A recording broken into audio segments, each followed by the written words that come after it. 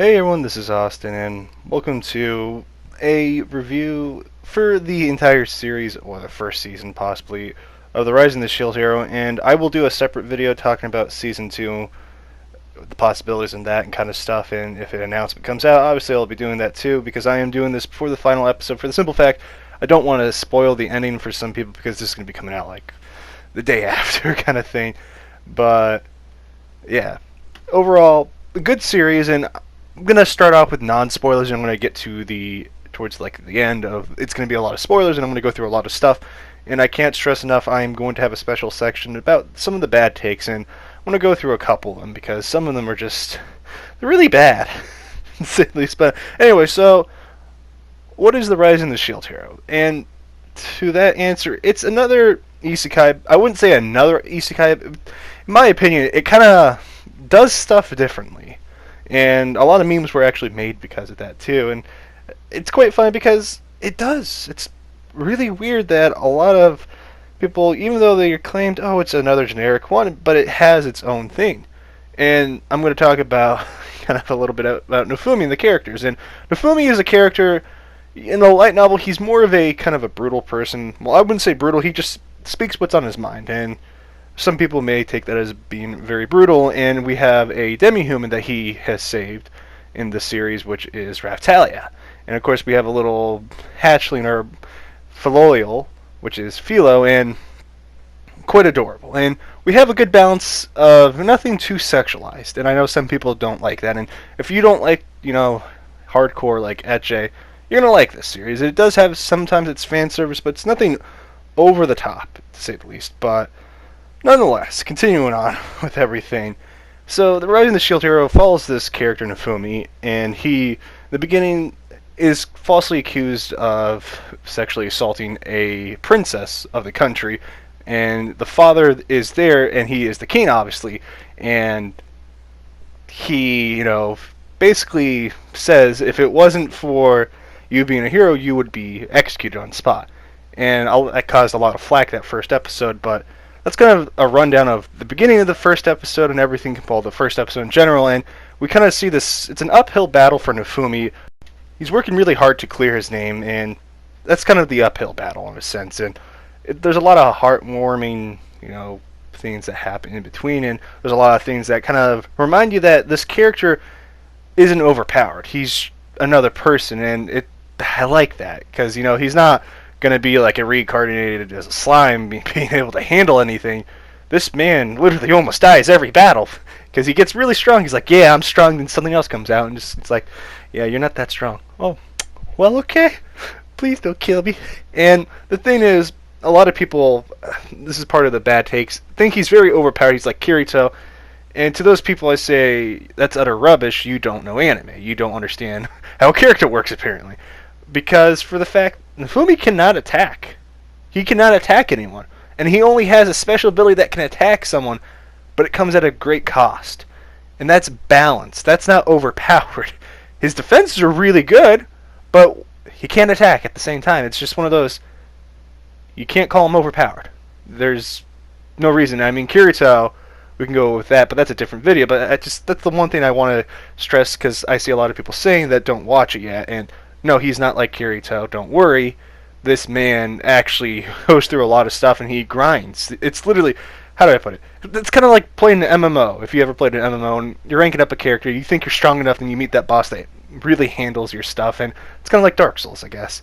But it has a really good story, and that's the thing. This is one of those animes that kind of caused a lot of controversy, kind of like Goblin Slayer, but it actually has a good story and good characters. That's the difference, kind of thing. But highly recommend if you haven't watched it yet, and we're going to get into the spoilers really coming up very closely, but if you do watch it, do let me know. I have a Discord if you want to join it and talk about it, because I'm pretty sure a lot of you, some of you might watch this video, oh, I was on the fence, and here, you should watch it. If you enjoy a good fantasy with a good story, a very good moment of a lot of stuff, and a good character, that's where you need to go to. But anyways, continue on to the spoilers. Spoilers in 3, 2, 1. So, a quick rundown of the per episode, or the timeline. So we begin off with, Nefumi being falsely accused of sexually assaulting Malty, and or people call her mine, and I have to stress right here, people, please do not call her, mine. That's her adventurer name. Her real name is Malty, Malty, and her sister is Melty, Melty. I just need to stress that because a lot of people got very upset apparently when I said her name wrong, but it's kind of weird because, I own the light novels and I've been following the series for a good while, but I'm wrong. Even though, the anime has said it multiple times, it's just, blowing off some steam there. But continuing on, so he gets falsely accused, he gets exiled. Well, not completely exiled, but he kind of just, he's looked down upon, and we kind of see the repercussions of what he got accused of and how horrible his life is, and we see Malty just completely always go and get in his way of everything, and he literally had no one to trust. He had, well, besides the blacksmith, and he goes and gets a demi-human, a raccoon girl demi-human, that is going to probably die because she isn't healthy, and he goes out of his way to, bring her up and get her better, and she becomes his sword, and she is Raftalia, as you know, and we had her backstory later on, and it's just such a touching moment, and it's honestly, we don't really get to hear too much about the whole, what happened in her past life and what happens to, the people that are enslaved in this series, in this season. That's later on, probably season 2 or season 3, if we ever get to that. I hope we do, but it shows kind of her past of how her entire village was taken up by the first wave, where the heroes weren't there yet, and she lost her parents, she lost almost everyone, and thankfully she found her friend Keel, but her other friend she didn't find, and well, because she was dead, and it was quite a touching moment, and it kind of was powerful in a sense, and she got her revenge on, what happened, and of course, the original guy that enslaved her, he gets his due, and yeah, but going off from that tangent, we have Philo, and Philo is a filial, and how it's described in the light novel, a chicken-like owl kind of hybrid of how they describe a filial or a Philo, and you're going to hear Fumi call her a monster, nonetheless, and she's actually the strongest in his crew at the moment,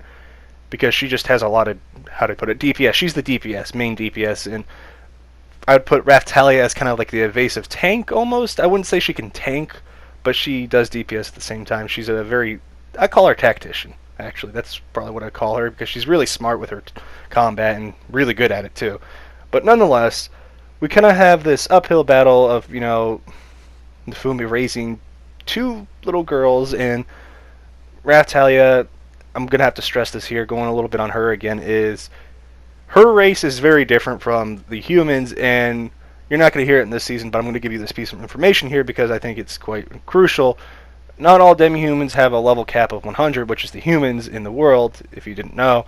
They can go to 120, if I'm correct, and some can go past that, which they're very strong, and they kind of age as they level up. And going to, like, light novel, if I'm not mistaken, 10, we kind of get a little bit of background information more about kind of like how demi-humans go, and to say the least, Raftalia is not a child anymore, as some people want to believe. She's a different race kind of thing. That's how her race is, and we see, a killer whale, first thing come up, and yeah, some of you know what I'm talking about. Nonetheless, getting back onto the track hole thing. So we kind of see, as I said, Nefumi taking care of these 2 girls. One ends up growing up to be a beautiful woman, the best girl of 2019. Fight me, I dare you. Don't. You're gonna lose 100%. I got facts. Remember, feelings. Well, facts don't care about your feelings. Remember that. Got it? Capiche? Okay. Anyways, continue on. So, Raftalia turns out to be a very mature woman, and kind of has to keep Nefumi in check. And we see it go on and off. And not in the manga, it's not as prevalent for some reason. I don't know why, but in the anime, it was quite prevalent. And Nefumi has the tendency of being a very, how do I put this, direct person. That's the best way I can put it. I wouldn't call him a jerk.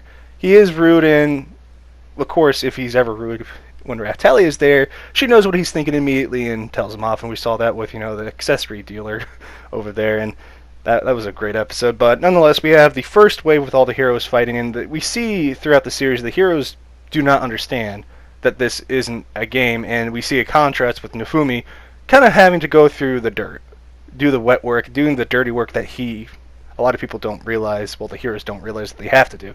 And it's a very good contrast. And another thing, too, with the heroes is they can't all train in the same area because they will not gain XP.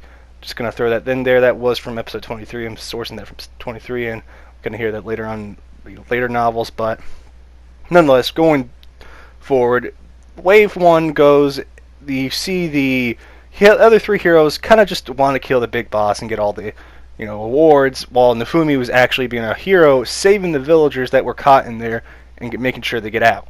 And as we saw a contrast there, it paints a really clear picture of what it really means to be a hero, and we get that question quite a bit in this series. Is a hero someone that just goes and kills the big monster, or is a hero someone that goes out of their way, puts their life on the line for the people, rather than killing everything just for gain, kind of thing? It's just, that question comes up quite a lot. And what do you think? What clarifies or classifies someone as a hero?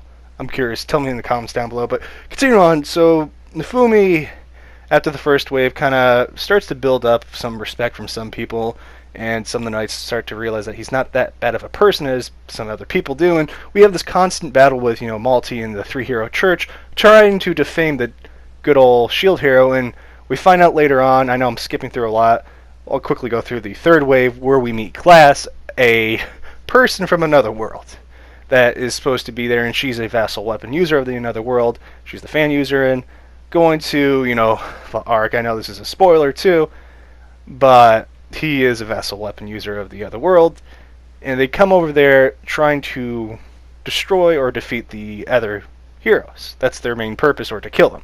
And we kind of see with Glass being very powerful, and I wouldn't call her overpowered because of her race. And if you're curious about that, I will go into a little bit detail. I do recommend you watching my Glass video. She's a spirit person, and they're well known to be able to take extreme powerful attacks and dish out a lot of power, but at a cost of their soul power, which is kind of like their mana in a sense. And they aren't ghosts. I don't want to call them ghosts because it really told us in the light novel they're not ghosts, so don't worry. But they start to get very transparent when they start to use a lot of their mana up or soul power. So in a sense, they're kind of like a living being. I'm trying to think of a video game or a series that I can base the person off. It's not coming to my mind. I'm probably thinking of a Lord of the Rings or something like that, or Skyrim. Well, not Skyrim, Elder Scrolls, but it'll come to me eventually. But continuing on, we meet her. She only recognizes Nefumi as a hero because he's the only one that can stand to her. And Nefumi unlocks previously the shield of Wrath 1, or people call it the Rage Shield. And he uses it, but it comes at a cost, and it really hurts him. We don't see it right away, but he keeps using it, and that's his only form of attack, but it comes at a cost. That's why I said previously, he's far from what Kirito is, for the simple fact he's not supposed to be attacking. That's not his ability. His ability is to defend. And yes, you can have a defense of all you want. Sometimes you won't be able to get through it, but what good is it if you can't attack? And that's why Nefumi got Raphtalia. And Raphtalia isn't without her faults either. She's not perfect. She isn't going to dish out a whole bunch of DPS. And we have Philo that just does everything of DPS. And they all fit together. That's what makes them good. And it's not Nefumi's overpowered, it's just his team works well together. And I don't know why people mistaken that as being overpowered. Even though people will go watch Dragon Ball and like that stuff kind of thing. But hey, I don't fault you for watching that, because you can enjoy what you want, just don't complain and make contradictions as you complain. But continue on.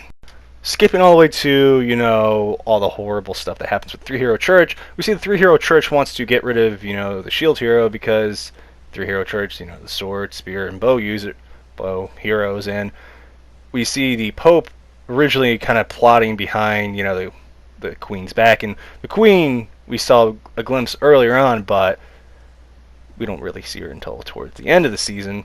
And the Three Hero Church main purpose is to, kind of protect the three heroes besides the Shield Hero. And the Shield Hero is known as the Demon because he defends the demi-humans. He's kind of the champion of the demi-humans. To put it in a sense, All Might from My Hero that's kind of, how Nefumi is to the demi-humans, and it's actually quite cool.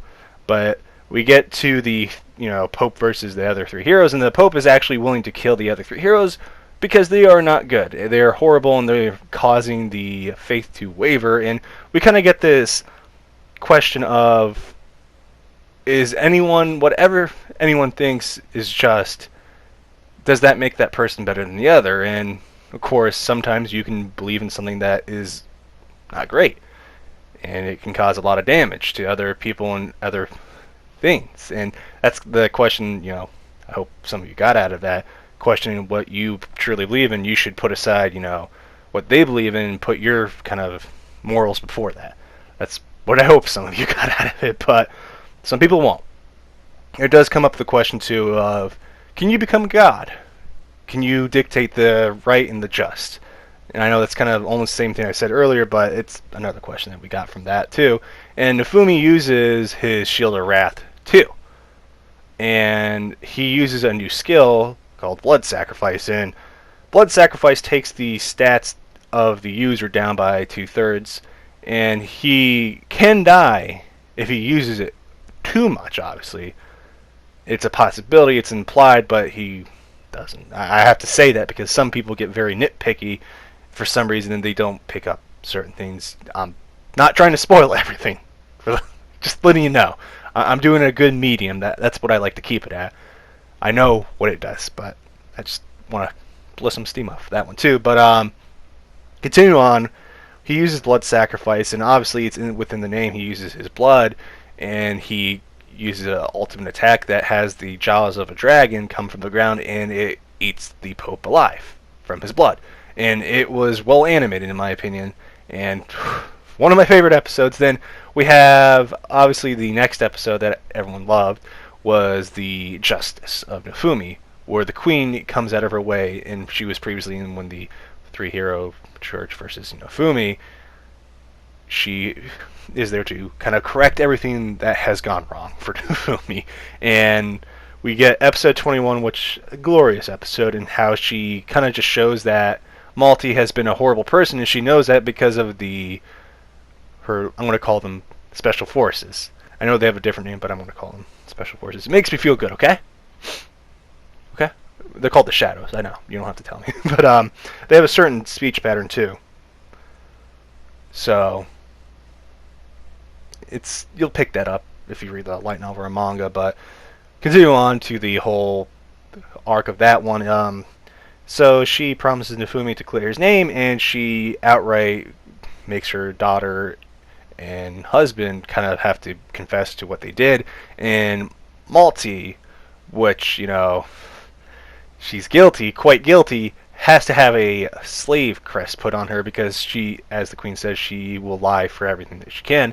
And we kind of get a sense of Malty's just a horrible person all around. So, and that's a good thing too. I'll save that for the bad takes. But continue on. Malty and the King are charged, with death, and we get the suspense. And the thing is, I know a lot of people were upset that it didn't follow the light novel. And the thing is, I'm not mad about that because it actually caught me off guard, and I think they did that on purpose because they knew people that watch the series have read their material, and it kept a really good suspense of, oh, is he going to actually go and do this? He's going to go through with it. And Nefumi was watching this all go down. He had a nightmare before about, Malty and the King being executed, and the Queen, actually, we find out later on, too, that she was going to give her life up for her husband and daughter to atone for what they did. And it's one of those touching moments that we don't see right away, but Nefumi stops the execution, saying that death would be too easy for them. They need to suffer by living and atone for what they did, kind of thing. And it kind of, I know some people were upset about that because Nefumi, the light novel, wasn't that, nice.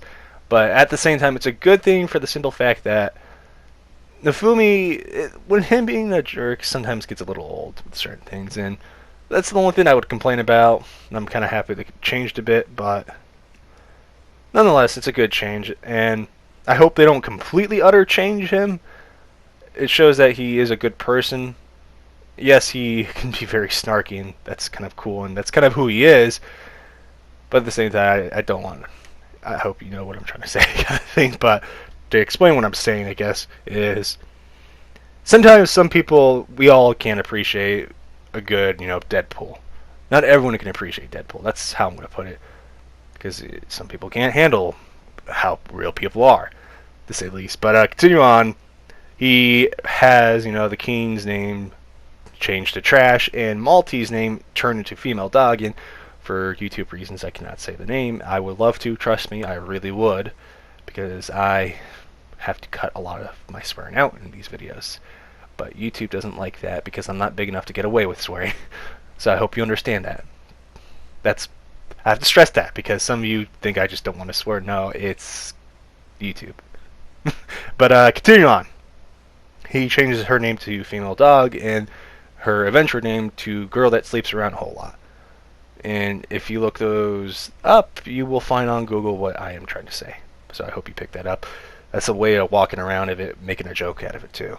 But nonetheless, he spares their lives and they go on with their whole life, and they go to this island called Armada, and this is for an XP event so all the heroes can, get stronger, because it's quite hinted to, well, not even hinted, it's quite clear that the other heroes are just really weak, and the Queen outright is brutal and says, you guys will die in the next wave. You will cause Nefumi to die. You need to get stronger. And is she wrong? Is she wrong? They are quite weak, and we still have the heroes slowly, starting to realize what situation they are, but they're still in that whole thing of they don't want to believe it. And I think that's a very good thing that, it's not like an overnight change, and that's what the series does really well. Things just don't happen overnight in this. And we kind of saw in the next episode after 21 that the Queen was struggling to even say Malty's name right. And I thought that was a good touch. And I'm a stickler for little details like that. And it's a very realistic pace, as I said before. But continue on, to go to, the island, and we kind of have Nefumi meet L'Arc and Therese. And this is where you kind of see that Nefumi is changing quite a bit. And he, at first, was, I don't want to trust them. And we previously, have Nefumi learn about the abilities from the other heroes and what they could do and how to level up stuff and weapon copy. But some people thought that episode was essentially just really not essential to certain content creators. But hey, not all of us can be good at reading and understanding stories. Some people just require simple things because they're simple people. I don't fault you for that. Appreciate you nonetheless. But continue on. Besides that, a little shade. It's quite interesting to see, Nefumi grow up in the sense of being able to kind of, these people are nice, and Nefumi comes from the whole thing of being treated like horrible stuff or crap, to say the least, and all of a sudden, L'Arc is being nice. Oh no, why are you going about Nefumi? Because the shield hero is supposed to be this horrible person, the devil, yada yada. You don't seem like a bad person, kiddo. And they kind of, reassured him and reinforced it, but he didn't do it overnight, and that's what I like. It wasn't me like, oh, thank you so much for calling me a nice person, yada yada. He had to think on it, which was cool. And we still, obviously, the previous episode had that stigma against demi-humans that aren't very welcomed in the kingdom because the king didn't like demi-humans, kind of thing. And I'll leave it at that. But continuing on, we have, a wave happening, and obviously L'Arc and Therese are working with Glass because they are both from the other world, and we don't really get to see the other world. Hopefully we will get another season because I really like the other world, so I can make the joke of, it's an isekai and an isekai. Beat that.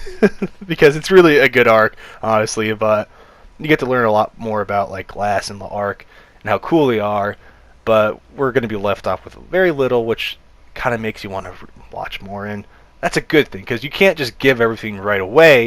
It wouldn't make sense. Unless it's Darling with the Franks, that they give us something, they give us the little pieces of it, then they say, we don't need that. The ending? Nah, that doesn't need to be the same anime. But overall, the anime was really good, and it brought up a lot of good questions, and it had a very natural pace of, character development and world development at that, too. And I know some people were very upset, especially Mother's Basement, because they can't put their political views outside of entertainment, and I can't respect content creators that have to force their political opinion on everything they watch. Because what kind of life is that? Anime's for, to watch. It's not to have your politics, infused with it. If you want that, you can watch a political debate. And that's the thing that kind of really showed certain content creators they don't have the ability to do that. But continuing on with some of the bad takes, I'm going to do like 2 of them, because I'm going to do an entire series on that. But we have someone that calls, the queen the worst mother in anime because she was willing to kill her daughter and husband. And I laugh at that because it's obvious that these people that complain about the series really don't show the fact that they watch the series. They just watch it to be outraged. And why? Why would you do that? And I can't fathom how stupid someone can be to think the queen's a horrible person. She was going to give her life for her daughter, and you still call her a horrible person. Yes, she had to do that to appease the people because, Malty and the king caused a lot of people to die. And that's something as a queen you have to put your people before your family. It's a harsh thing. It shows that this is a harsh world. I don't understand how these people are complaining. They have been watching. I highly doubt they have been watching. I think they skipped all the way to episode 21 to see what would happen. And it's sad because these people they refuse to actually put their political opinion aside. And of course we have people talking about the whole slavery thing. It's a horrible thing. How they make light of the situation. No. Watch Raphtalia's arc. Stop assuming right away. You have to wait because not everything is as it seems right away. And I just wish people would shut up and watch the anime. That's kind of my message. And overall, I'd give this anime, especially from reading the light novels, a very good 9.5 out of 10. There were certain things like pacing issues. Actually, I will give it a 9.8 out of 10 because I can't give it a 10 because there were certain pacing issues within it. But nonetheless, it was a very good watch, and I'm going to miss the series. And I really hope we get another season. And I hope you got something out of this. What did you think of Shield Hero? Did you hate it? Did you think it was generic? And I really hope some people just shut up and watch it instead of complaining. But you can't do that these days. But anyways, guys, thank you for honestly watching this long video. I wanted to really go all out for this because it is one of my favorite series, and I might actually put this on number 1 for my top anime because I just really love this series. I'm not gonna lie, as I said before. But thank you for watching. I will see you guys later. Make sure you like this video, share it, and obviously subscribe if you're new. And I'll catch you guys later. And obviously, I'm going to be making more Shield Hero content in the future. But I'll see you guys. This has been Austin. Peace.